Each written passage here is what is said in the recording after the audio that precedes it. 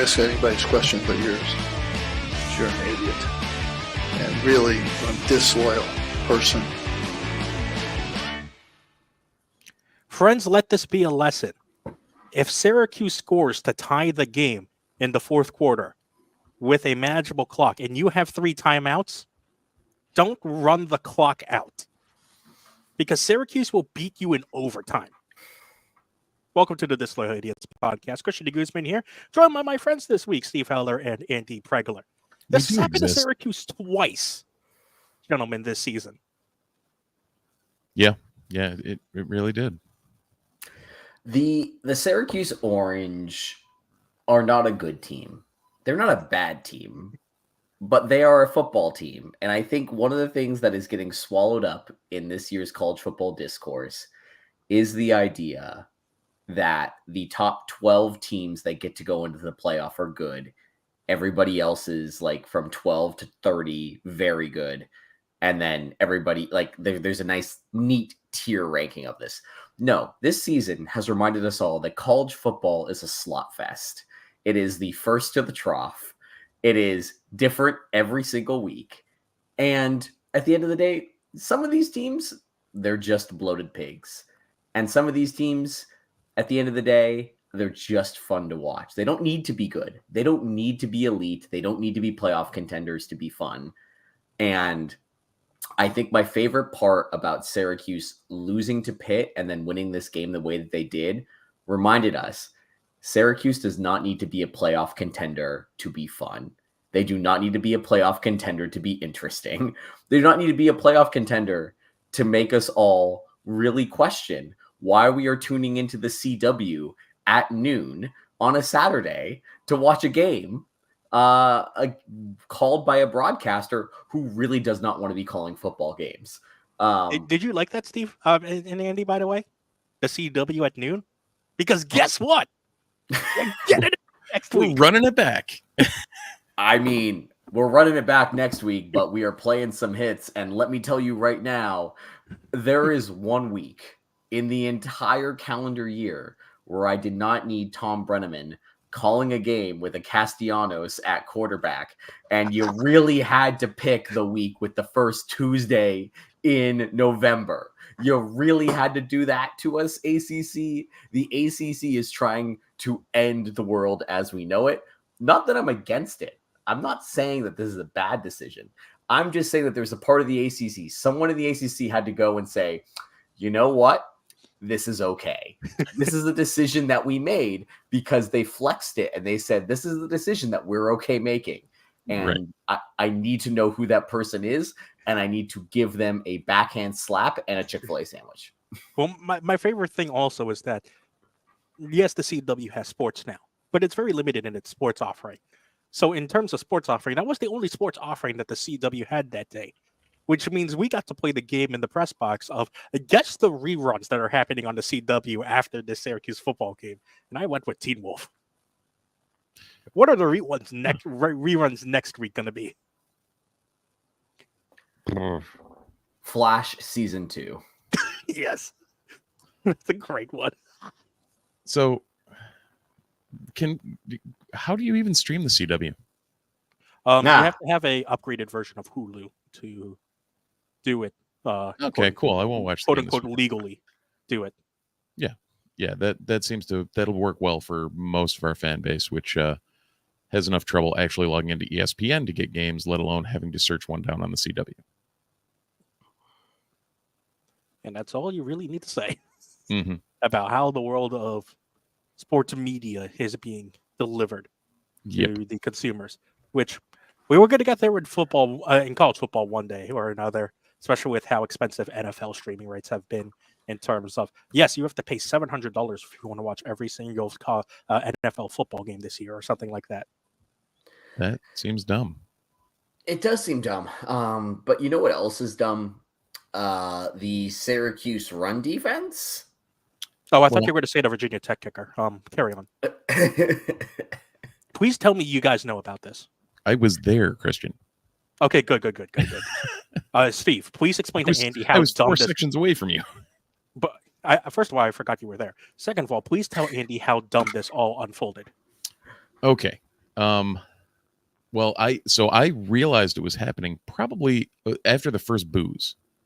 So I was actually deep in a offensive line conversation, strangely enough, with one of the guys that sits next to us with our seasons. For a reason. Go figure. And then heard the boos, and I'm like looking around, like, who's booing the marching band? Like, nobody boos the marching band. Like, they're in the middle of Thriller, and all of a sudden I'm hearing boo. I'm like, is that part of the song? No, that's not part of the song. Okay. Whipped around and realized that Virginia Tech's kicker had his tee out and was trying to warm up in the middle of the marching band performance. So he got told not once, not twice, but 3 times by various people to get the hell off the field before a coach dragged him off. I'm here for kickers being dumb and getting shown how dumb they are. Shout out to every good Syracuse kicker that we've ever had. I love you. Every other kicker that does weird things, you are kickers. You have one job. You do not need to be the center of attention on a football field during warmups. But clearly that's something that needs to happen or something that does happen. And I've just accepted that as a part of life. Did we expect kicker versus marching band to be the battle that we were talking about coming out of this game?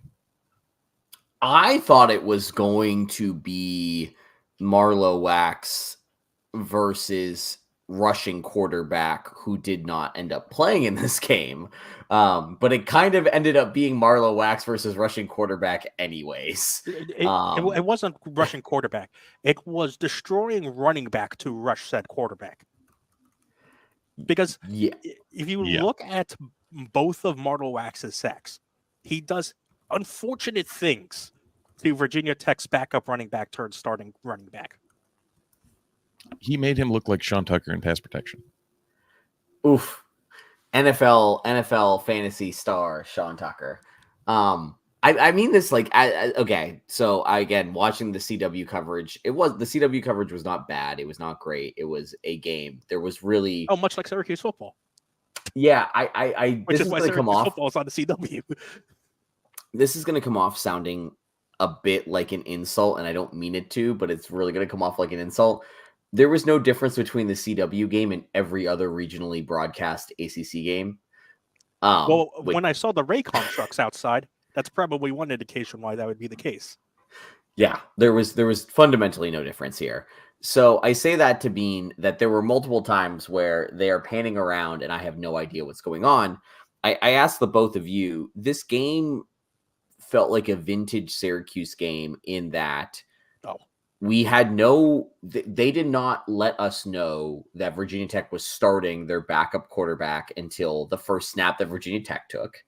There was, and again, there's probably reasons for that, and I'll let you guys kind of go into that. But for us, there was just a consistent lack of like, what the heck is going on in this game, which does, in a certain sense, feel like a Syracuse conference game that could go FUBAR. And this had all of the makings of Syracuse conference game that could go FUBAR. 2 things. One, us in the press box didn't know that Kyron Drones, Virginia Tech's quarterback, would not be playing in this game until 2 or 3 minutes into the marching band's performance before the game. Andy, you know that timing very well, so you know how late that is to find out that information. Secondly, in the press box, I compared this game that was happening during the game to 2 games of previous Syracuse familiarity. One of them you guys probably know. You probably not expect it from me, Syracuse Nova. Yeah. Because it was starting to turn out that way. 2, as the second half continued to trudge along, this felt very Syracuse Purdue 2022. Okay. Yeah. And you remember the stupidity in both of those games. Yeah. Stupidity happened in this game as well that kind of rivaled both of them. It did to a degree. I don't know. This game to me didn't feel like a standard Syracuse stupid game. It actually felt like it legitimately to me and to the people in my section felt like two separate games. Yeah. Like it was 100%. Syracuse got the flying shit beat out of them in the first half. And then whatever Fran yelled, because I listened to the post game, he said he had choice words for various members of his staff and the team. Those choice words sure as hell mattered, because when they came out in the second half, I mean, I guess not the first drive, but Not the first drive. Definitely not the first drive. Like after Ross Simmons caught that touchdown, it just sparked something, and it was a completely different team. The defense gave up 14? If you count the first 2 minutes of the second half, the defense gave up 21 points to our 3, and then shut them down effectively for the rest of the game. I don't know where that came from, but whatever Erob did, okay, cool. The offense went from, I can complete an 8-yard drive or 8-yard set of 3 downs, which does not help me when I need 10. It was an 8-yard drive. They ended up being 8-yard drives. Yeah, We're not true. wrong. There were a couple of those. To, oh yeah, I forgot we can do this offense thing, and almost got McCord back to his 300 again. Like, what are we doing? What? How do we just flip a switch and are like, oh, we're crap. Oh, we're good. Okay, cool. I think there is something to that, because as Steve mentioned before, he is offensive line guy, TM, register, copyright. So the run lanes in the first half were more of a concept and an idea, and There were the concept of a plan. Run game, yeah. Once you got to the latter parts of the second half, the latter parts of the second quarter, I should say, and then the second half, those plans actually turned out to be actual things that happened on the field, because it just felt like there was so much more room for LaQuinn Allen to run in, especially when the designed A and B gap runs were happening. Because in the first half, those lanes were not there for LaQuinn Allen. They were in the second half, and I'm interested to hear your take on how that change happened, why that change happened. You heard it last week. You remember, and you just said it yourself. In lieu of strict RPO, they were running designed A and B gap runs and putting the lineman in a position to run block, which I'm all for the use of the RPO. We are not good enough to use the RPO as a every down tool. And I think I went into it last week, or 2 weeks ago? Whenever the last time I was on the pod. Yeah, Mike did it last week. I listened to it even. You guys sounded great. The Yay. Listeners, subscribe, comment, algorithm, expanding Ottoman Empire. I don't know if me me subscribing is going to help much, Christian. But yeah, have Seabass subscribe. Right, there you go. He's definitely got money now, right? Yeah, sure. It's 7. Yeah. We put him in the coal mines already. It's fine. Sorry, we're not West Virginia. Let's head back to the offensive line. I said it before that this RPO system, once we get a more established offensive line, could have some merits to it. But at the quality and the level they are at currently, it is not in any way, shape, or form something they can run block out of without help. And that help comes from, hey, we're going to run. Yeah. Now, the other thing, too, is if moving forward, and they kind of did it a little in the second half, they mix in the RPO with design runs, that also changes things. Because no matter what, if you establish the run, be it via design runs or be it via RPO, whatever's working, you keep the defense honest. And they have to, running some design runs and getting Allen some yards makes them still think that, hey, we're running, instead of stopping Allen at the yard or the 2-yard gain every single time. It just drastically changes how that offense feels and flows, and we saw that in the second half. Yeah, I have said, I'm on record going that I don't think Kyle McCord is a win you a game quarterback. But what we saw in the beginning of the year, even with Kyle McCord throwing as often as he did, is that Kyle McCord is a very complimentary quarterback, where when the running game or the RPO game is working well, he is in a position to take advantage at a level that makes him appear, both in the stat sheets and with the eye test, as one of the better quarterbacks in college football. And what we saw in the Pitt game was a game where that was just not executed well, and he didn't execute well. We've seen that in the Stanford game a bit, where they got a little bit too one-dimensional with the run, with the passing game, and he was unable to play off the run. And what I thought was really interesting about this game was that again, we're talking about the Stanford and the Pitt game. These are two games where the run plan got abandoned pretty aggressively, and here they stuck with it. And I think I don't want to necessarily say, oh, they stuck with the run game, that's why Syracuse won this game. But it's more of the offense works. Steve, to your point, we're not good enough to run the RPO consistently, but we are good enough to be in a position where the run game can function off of the RPO if there's a legitimate question as to, is this going to be a run or is this going to be a pass? And I'm going to nitpick something you said, though, Andy. Yes. You said that we can't run the RPO consistently. What I would say is we can run the RPO consistently, but we can't run it exclusively. Yeah, I'll take that criticism, and I'll agree with it in the sense that the offensive line is not perfect. No. But what the offensive line does have that I think is helpful here, and again, this is me watching a lot of like NFL lately, we're seeing more and more game plans and blocking plans. And Steve, I'd be interested in this, where it's like guys are collapsing on other guys. Like sometimes physically they're collapsing on top of other guys. It was developed in Philadelphia called the tush push. Yes. And it's becoming a much bigger piece of the blocking game. And in an RPO, you can't do that. But in many of LaQuint Allen's designed runs that went well, which I thought were interesting, there were plays where like both guards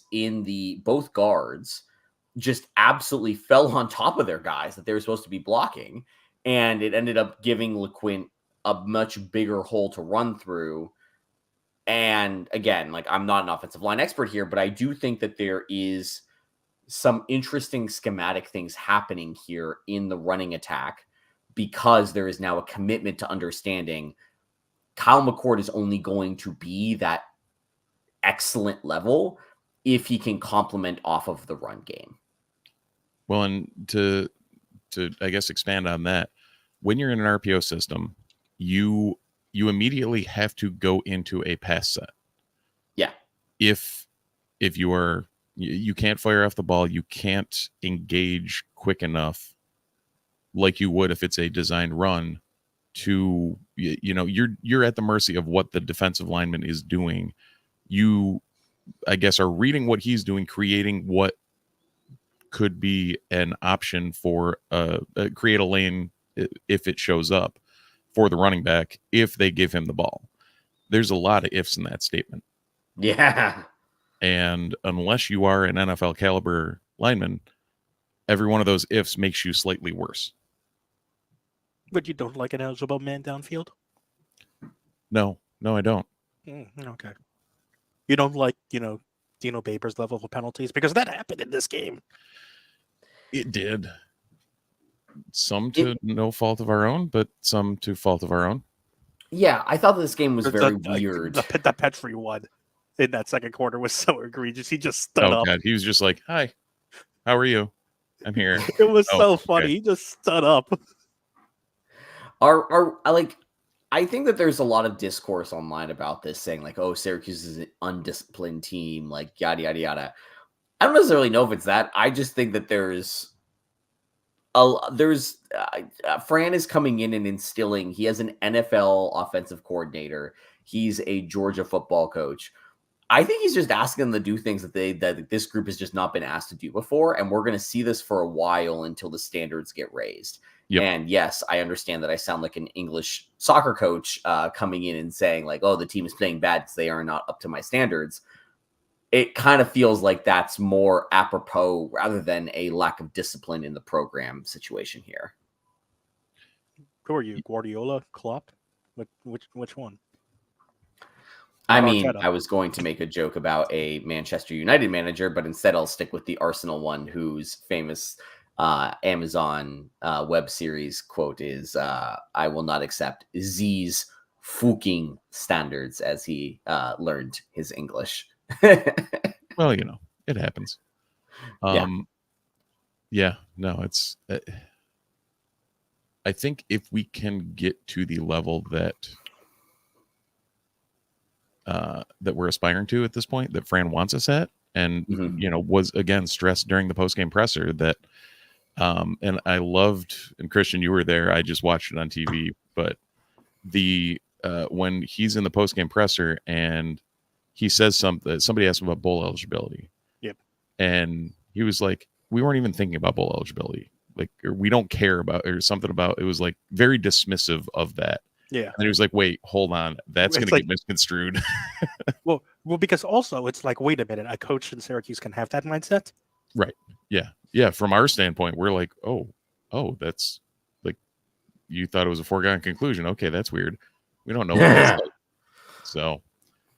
Yeah, that was almost refreshing to see and hear, was that he just was like, yeah, okay, we're not even, we're well beyond that.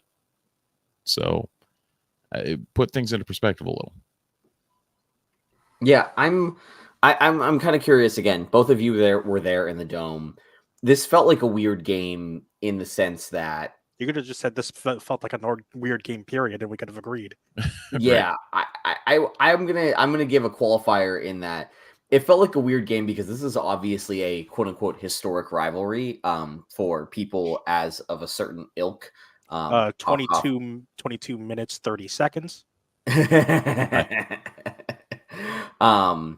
And I do not think that this game necessarily carried that level of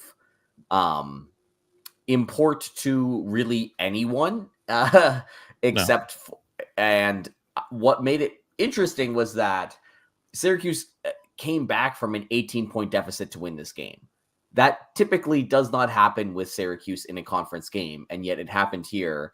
And I don't think that we are, and Steve, you hit on this earlier, I don't think that we're giving enough credit to the coaching staff and to not Dino and to Fran Brown for whatever the heck happened to rectify what was a thorough ass whooping that got turned around into Syracuse clawing their way back into this game. And I'm just kind of curious from your perspectives.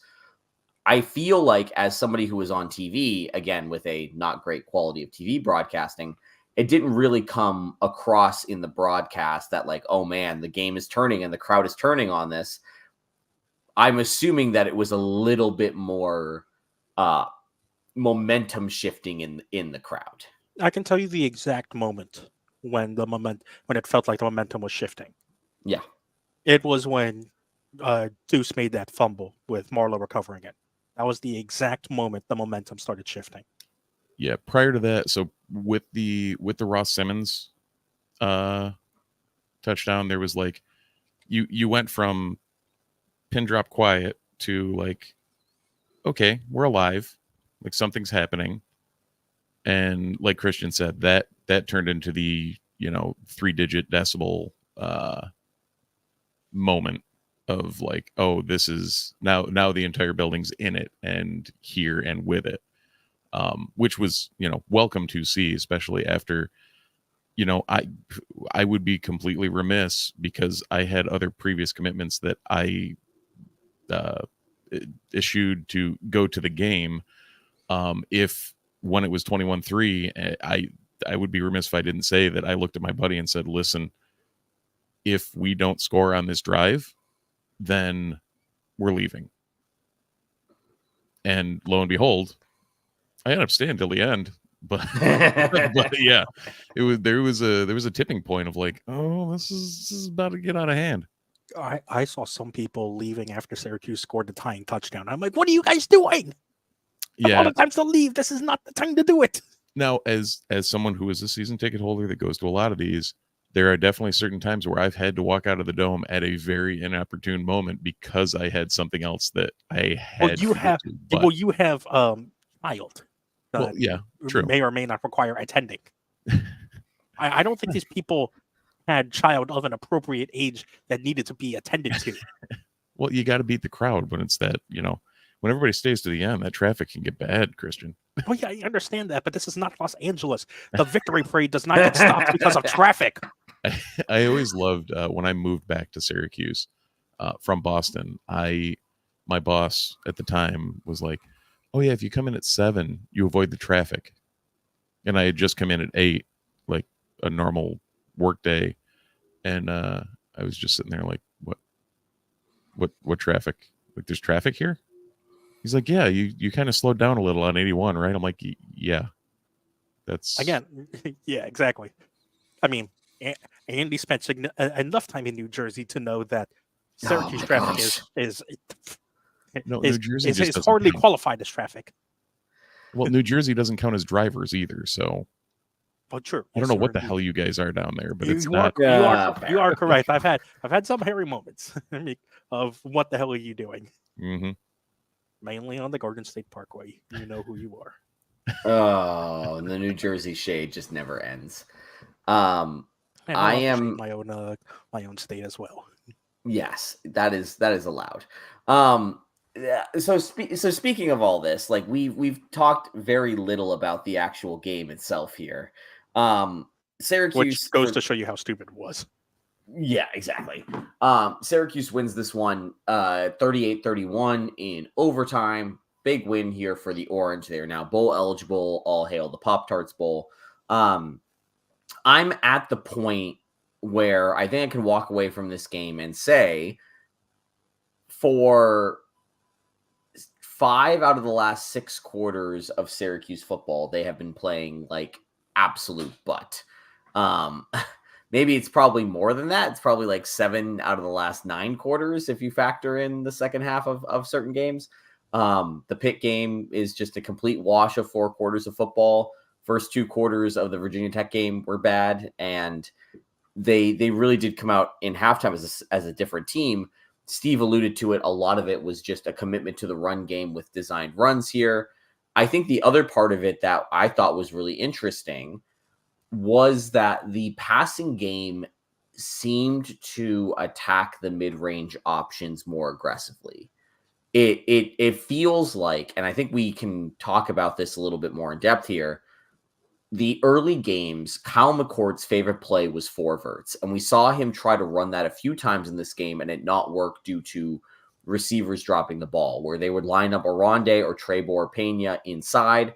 They would then run a pretty basic 4 verts concept, and Kyle McCord would take a 3-step drop out of the shotgun and hit the middle seam guy either on the left or the right, whether that was Pena, whether that was Gadsden, whether that was Villari, whoever lined up in the slot on either side on the 4 verts, and hit them in stride. And that really became the only mid downfield passing that the team saw. And everyone picked up on that very quickly.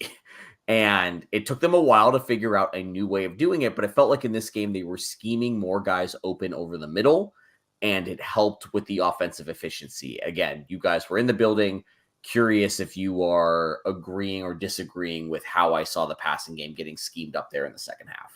Remember against UNLV when Jackson Meeks learned the value of a slant route? I think some more receivers are learning said value of that route as well. I mean, that's how Justice Ross Simmons scored his second touchdown. Yeah. Just a beautiful slant route. No, it's definitely something that has consciously, it seems, been added into, and again, this goes back to the coaching of us making adjustments and changing things, which is a novel concept around here. Something that seems to have been added into the playbook. I did at one point late in the game, Christian, I don't know if you could tell from the press box, but since I'm on the end on the all 22, there was a busted play that McCord tried to force the ball to Pena, but it was effectively Pena in the slot, Aronde wide, and then on the other side, I can't remember who was split, but it was literally everybody was running posts.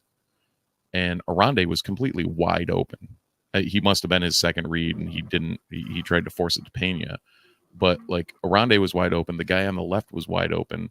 And it's like, oh, these, utilizing not just verts or not just outs or digs or anything in that like 5 to 7 yard range works. Oh, okay. The ability to draw off a DB just seems to be just absolute added benefit to this team, and they should probably do more of it. Yeah, I don't remember the play you're exactly talking about, but what I can say is that part of the reason why 4 verts isn't working as good as it used to, quote unquote, is because one, people have tape on that now. And so people are going to expect Syracuse to run 4 verts, which means you're not going to get the same flat footedness that you saw from defenders early on in the season, especially against a Georgia Tech team who probably got caught out by that a bit more than you would expect them to be. So, right. When you're not getting caught up by 4 verts, you've got to figure out other ways to do that. And I mean, that's why most routes have motion in general.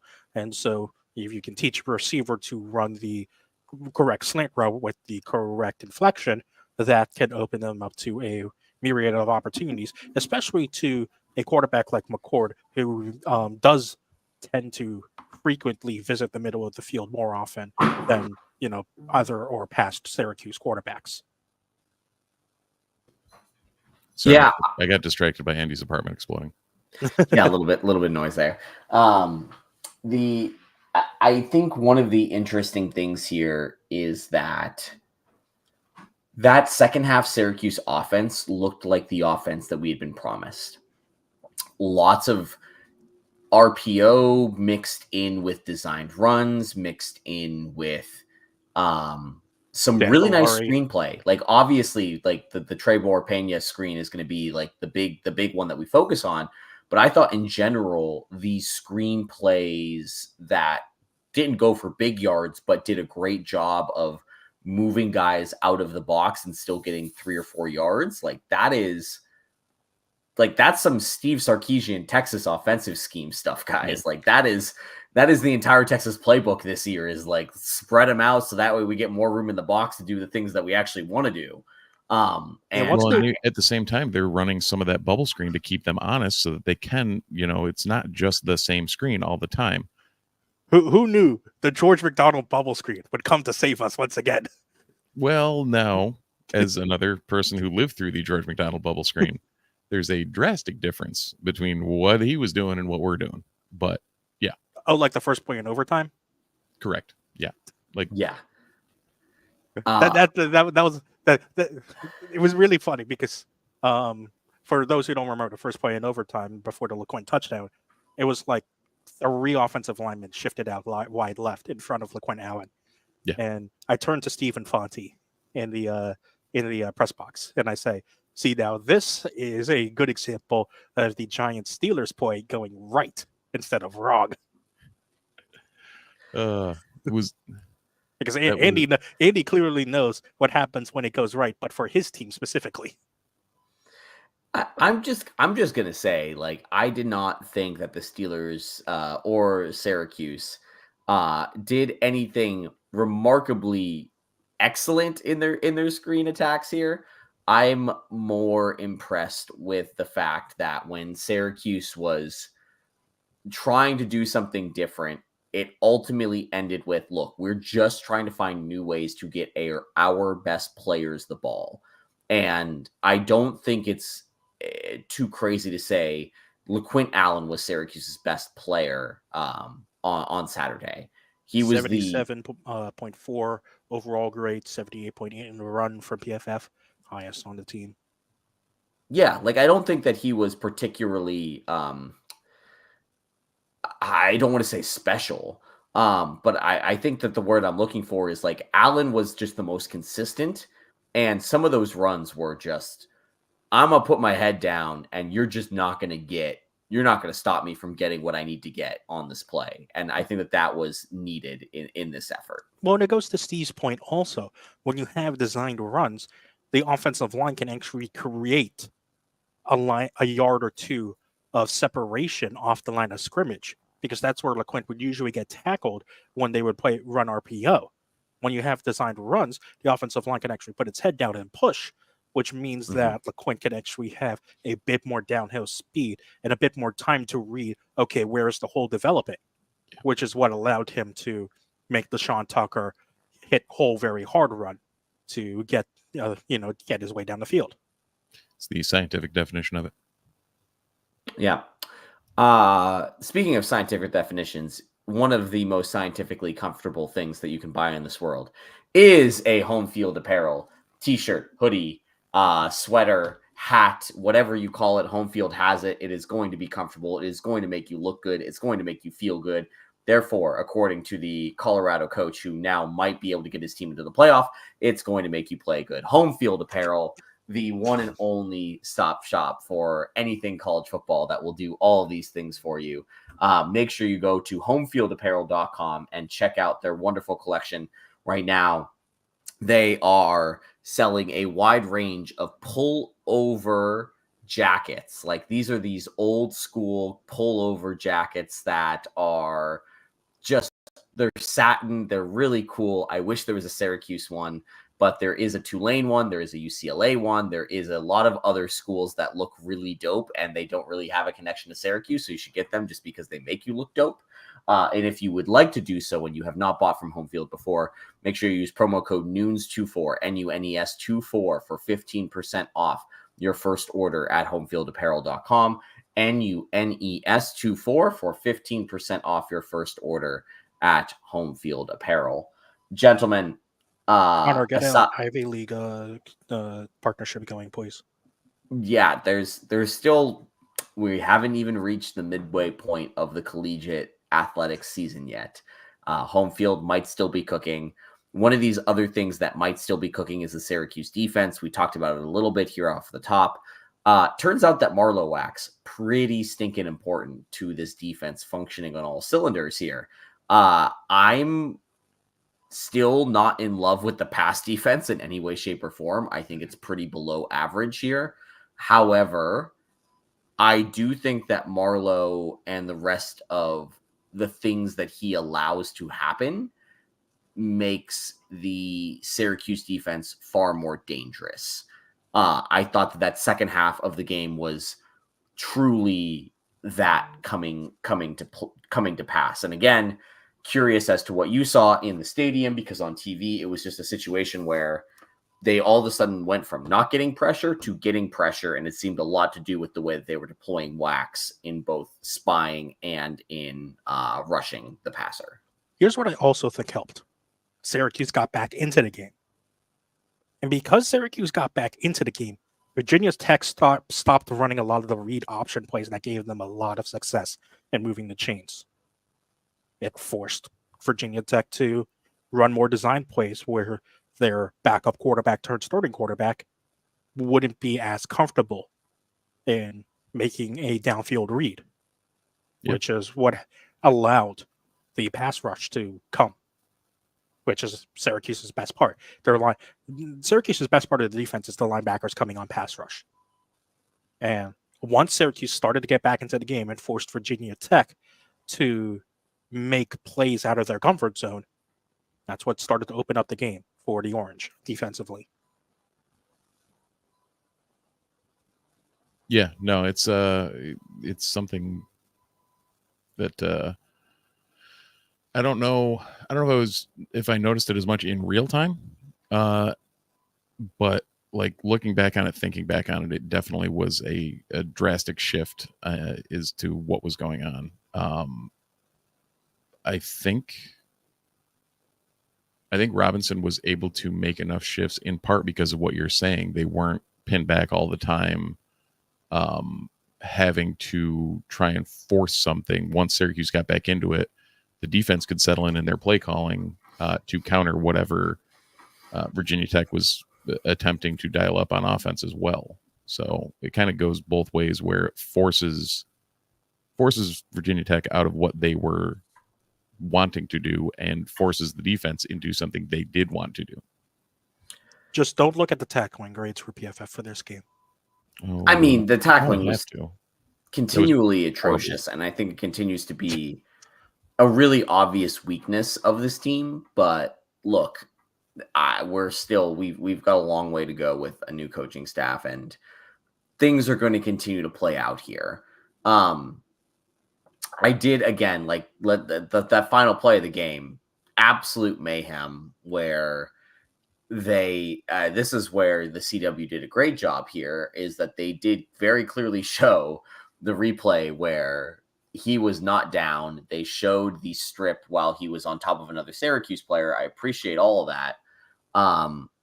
Now we're in a position where the Orange are 6-2. The defense is able to make plays when it matters, and the rest of the schedule is weird. Christian That's alluded putting it mildly.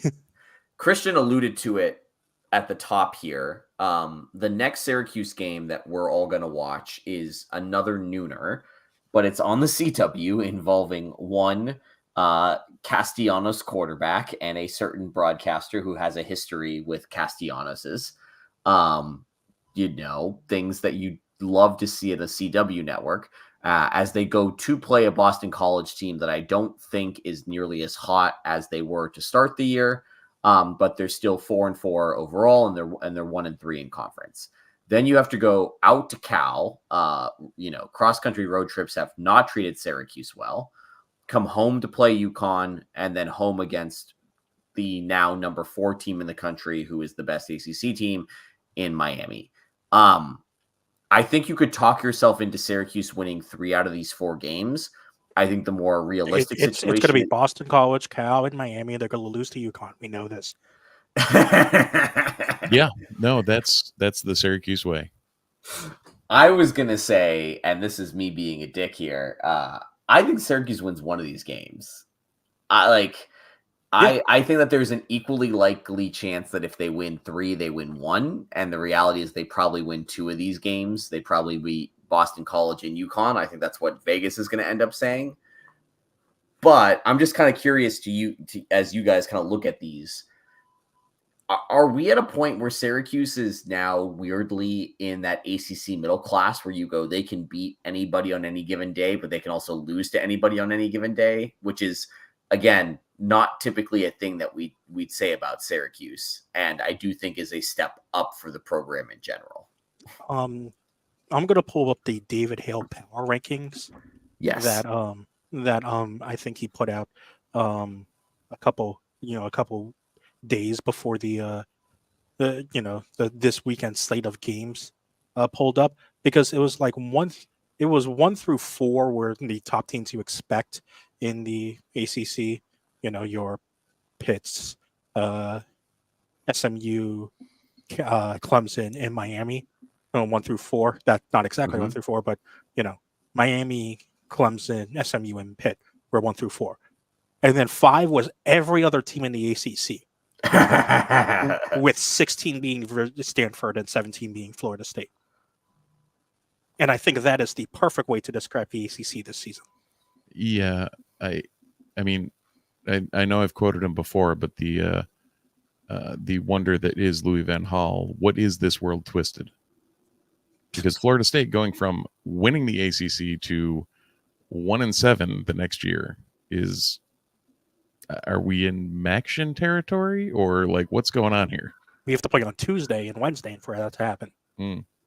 I mean, Florida State might have thought they were playing on Tuesday and Wednesday based on some of those results. You are indeed correct about this statement. Yeah.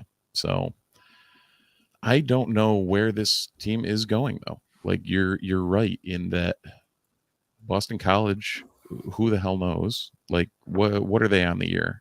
They're 4-4, 1-3 in conference. I couldn't remember if they snagged another and were just over 500 or what. But to take this to a Syracuse perspective, which I'm not sure if this is how Boston College plays, but given who the quarterback is, I kind of see that this would be a way for them to improve. And it's not just tackling; it's outside contain. Like, What's outside contain? exactly. Yeah. This, I get it. You're running with 3 defensive linemen, but still, there is no outside contain on outside runs. It's just not good. Well, inherently, you would think, yes, we're running with 3 down linemen, but also having 3 backers now, because no matter what they call them, like we're functioning in a 3-3-5. Yeah. That is what it is at this point. Having the 3 linebackers, you would think like the Will and the Sam would be able to recognize something on an outside run.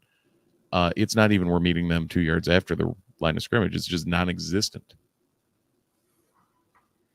Because that's one of the biggest reasons why also Virginia Tech's read option worked so well, is that no matter who the quarterback gave the ball to, there was no outside contain from preventing that back from getting at least 5 yards on said run. Yeah, that sounds right, and that's about what they got every single time they did it. The other thing that we've noticed a couple times over the course of the last couple of weeks is any sort of QB contain or spy or that to me goes down to the tackling, because they've had them. Yeah, and a lot of arm tackles are arm tackles. Well, it's because it's weird, because it's either the arm tackle or your typical lay the shoulder into him and hope he falls tackle. Yeah, the torpedo. Mm-hmm. Yeah, which also not great. Yeah, it just, for all of the fundamentals that have been instilled on every other aspect of this game and every other aspect of this team by the new staff, that is easily the most frustrating of anything. Just to see them repeatedly line up and blow that. The Christian alluded to the PFF grades. Let's put it this way. Right now? I did a minute ago. They came down, but it was at least a 50-50 split of pure red versus around the Mendoza line. It's worse than that. You have 6 players who are above. You have 6 players who are above 70 in tackling, and then you have another 10 who are below the Mendoza line. Yeah, and we're also talking even in that players. case. Yeah, like the teams above, the teams in the players in the 70s, there were maybe a couple that were getting a good number of snaps. There were 3 starters above the 50s. Right. That's kind of bad. Yeah. And by kind of, I mean really. I'm not looking forward to playing a Bill O'Brien team with these things that we're talking about here. Again, but I'm also not. I'm not looking forward to playing a Bill O'Brien team. That's also true. Like the fact that Bill O'Brien is a thing that exists right now is not my favorite thing in the world. But I am here to say I don't think that Boston College is necessarily a team that can take advantage of this, pending Castellanos not going Super Saiyan.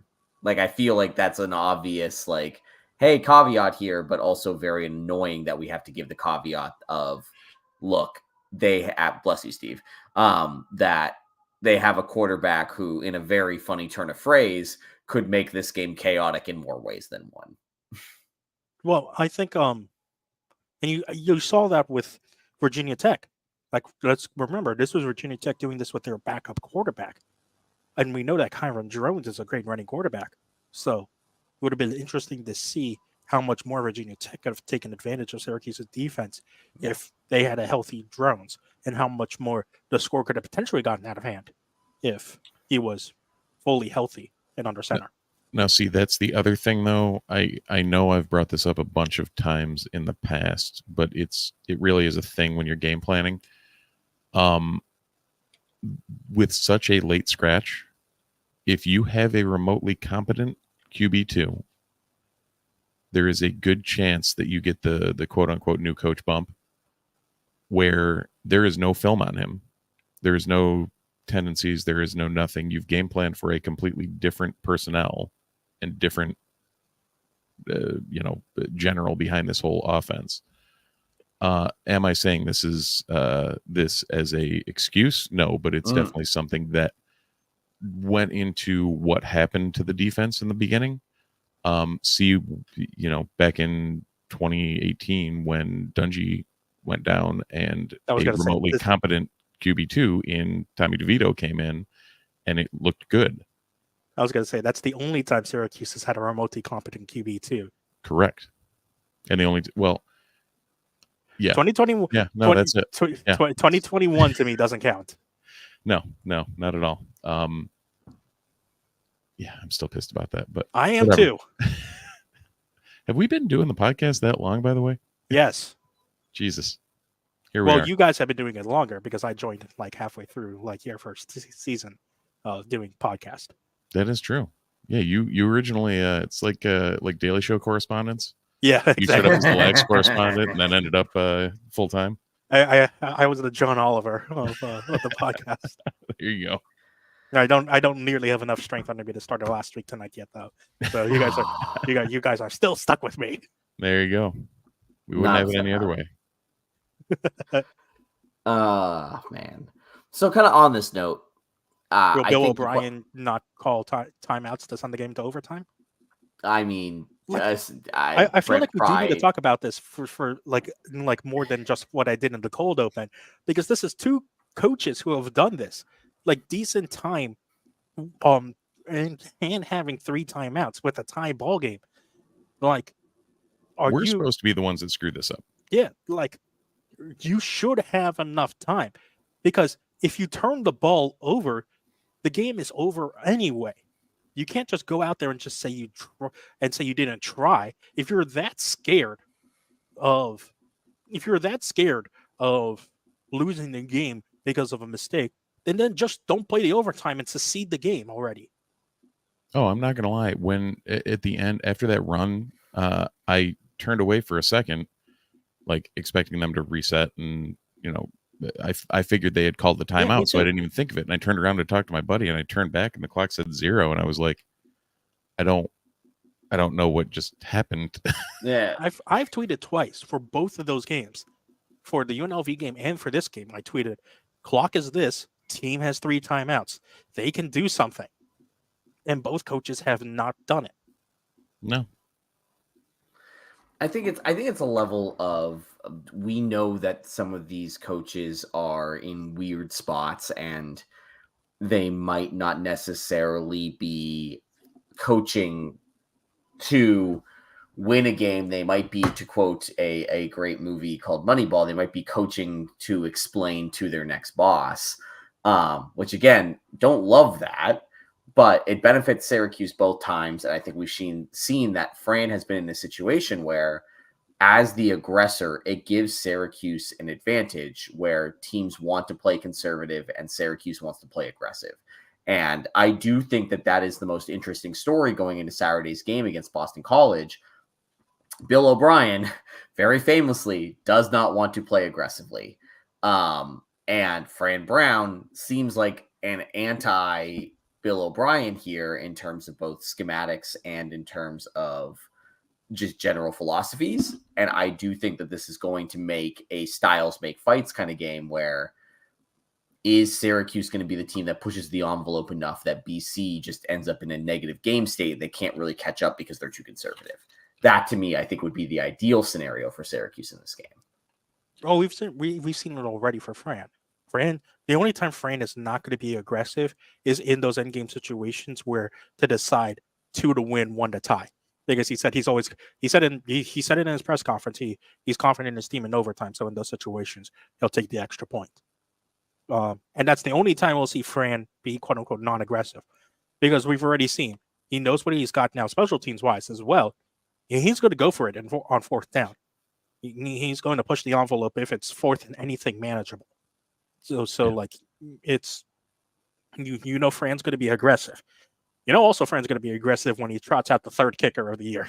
I was gonna say, like, props to Kennedy because, okay, banging it home when he needed to, and got blocked on what probably should have been a penalty.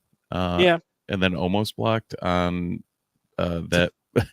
so But, that almost blocked. we do have to remember that they did trot out a really talented defensive player there on special teams as well.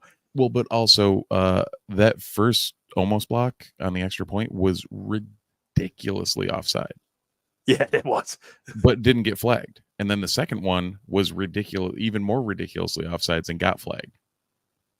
Like that first one would have been really funny if Syracuse did a Houston penalty on the kick and then proceed not to score on the ensuing penalty that gave you the extra yardage and no points.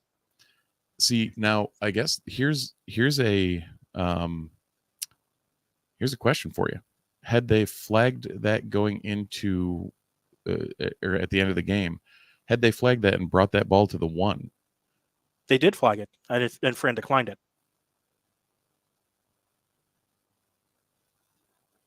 Did they?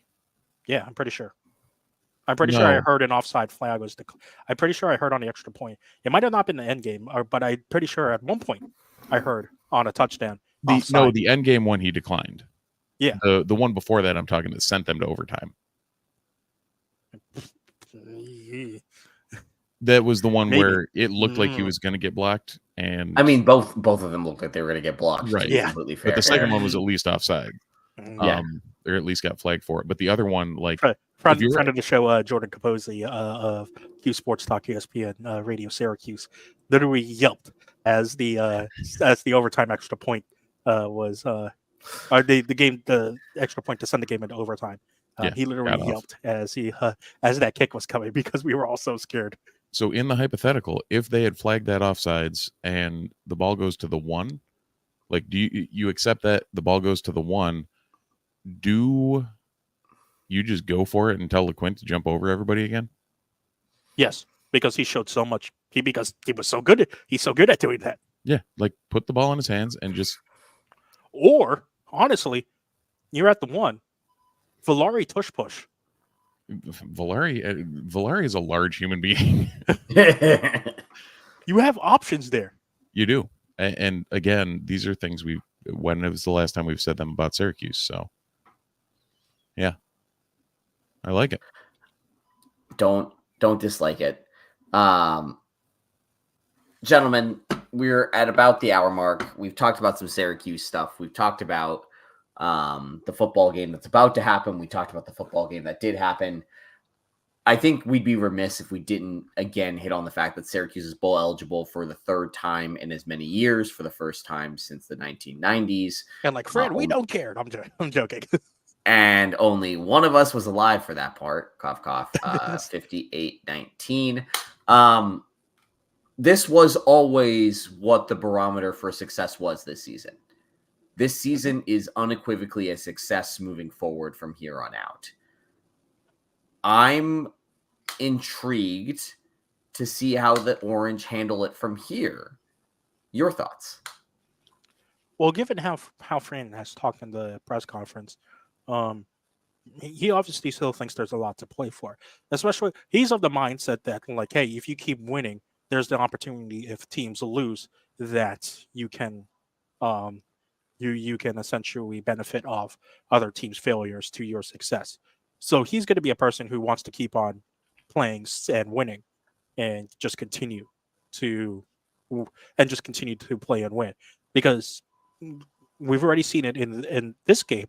He's not going to accept a losing mentality and mindset in his locker room. So if something's going to go wrong, he's going to fix it. So I don't think becoming bowl eligible changes how Syracuse plays in any way, shape, or form. I don't think, because like in some past seasons, 2022, you could have probably seen that from Syracuse, because that was the going expectation. But now that Fran is here, Fran has reset the expectation, just based on what he believes he can do with this team. So because he has reset that expectation, he's not taking 6 wins for a grant for granted and saying, "Hey, great, let's go to a bowl. Let's be comfortable for the rest of the season." And he's Right. going to. I firmly believe he's still going to push in every game and call out his team appropriately if they should lose any of their games yeah. this season. Do you want to know the stupid scenario? We win every game and lose to UConn. We've been through this, yes. Well, no, that's the really stupid scenario. But if we win these next 3 and Game Miami day. somehow loses to either Georgia Tech or Wake, Game day. are we? Is that playing for a spot in the ACC title game? Game day. Yeah. We're Again, not getting things I game don't day in think are going to winter, happen, but We're going to drag Andy into an auto suit again for that day. I'm just gonna let you know I have it on good authority that Syracuse is never getting a game day after Halloween ever. It's only 33 and snowing. What are you talking about? Things you don't love to hear. hey, it was 76 on Halloween, damn it. Oh, that's an entirely different podcast, Steve. Oh. But I do think that there is an argument to be made here that Syracuse is probably going to finish in the top half of the ACC and deserve it. Yeah. Right? Like, Thoroughly I think that's like I think that's the crazier part is that they went from a bottom feeder of the ACC to within a single season of good transfer portaling and development. Hey, by the way, we can be in the upper half of this conference. Right, we're not stumbling into bowl eligibility. Right. We're bowl eligible because it feels like we should be bowl eligible instead of like, oh God, do we eke it out? Oh my God, do we make it? Like, and even we're there. And even in Right. that 2022 season, when Syracuse started 6-0, there Yeah. was still an element of, hey, prove it. Yeah, how many times on the pod that year did we say, hey, look at that back half of the schedule. Yeah. This ain't going to be pretty. Mhm. And lo and behold, it was not pretty. And now we look at this back half of the schedule and I say, it's not going to be fun, but I still think it could be interesting. It's not going to be fun, but it's not going to be 2025. That is accurate. I have talked myself into 3-1 lose to UConn. It's going to happen. If Christian that happens, chooses- Christian. Jesus. Christian chooses chaos. Steve chooses to laugh. Well, because I- again, remember for the people who need the genesis of this idea, in my very first season sim of Syracuse, where I simmed the entire season and I wanted to see what happened, Syracuse went 10-2, lost to NC State when everyone thought NC State was going to be good this year, and only lost to UConn in that season as well. They won every other game. So it is destined that this should happen again. I would really like that not to happen again. What I would like to happen again is that everybody who listens to this podcast listens to our next podcast, because that is the hour mark for the Disloyal Idiots podcast. That means it's time for us to sign off, go to bed, and continue to do our things that we do. Thank you again for listening and subscribing to the Disloyal Idiots podcast, a Fans First Sports Network podcast. We do this every Sunday night-ish at 8 p.m.-ish on Twitch and on your podcast platform of choice. Make sure you rate us, subscribe, give us 5 stars, help us trick the Ottoman Empire into expanding across the interwebs. Thank you again to those of you who are listening and watching us on Twitch. We really do appreciate the support. And again, make sure you subscribe to get notified when we do go live at around our 8 p.m. time on Sundays. Thank you to those of you who are listening or watching on newsedition.com. We appreciate the continued support. Steve and Christian will continue to write over there. I might be making my comeback over there sooner than you may think. Things are continuing to happen on the newsedition.com, and we very much appreciate the support that we get over on the sister site. For Steve, for Christian, for myself, for the Orange Empire, Syracuse is going to play in a bowl game in 2024. This is good news. The Orange are winners. We continue to have a successful football season, something that the three of us have dreamed of and hoped for to happen consistently, and it is now happening. Thank you, Fran Brown. Thank you to the Orange program. As always, go Orange. Go Orange. Pop-Tarts, here we come.